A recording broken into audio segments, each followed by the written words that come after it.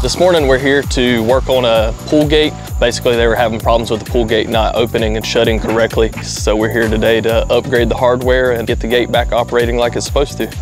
Closer that we're going to be using today is the Locinox Lion closer. It gives us a lot of different ways to use it because you can use it for a 90-degree opening or a 180-degree opening.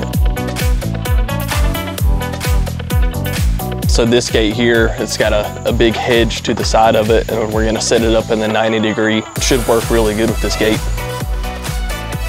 All right, we just completed the installation of the Locinox Lion gate closer. In this situation, we've set it up to give it the ability to have a 180-degree opening and their 180-degree opening mount. But of course, because of this bush here, we're only gonna have it 90. It just worked better for the gate situation. And this is one of the things that I like about the closer is you have the ability to mount the arm on the actual gate itself without having to have a bracket that comes all the way across. And that's the final install of the Locinox Lion closer.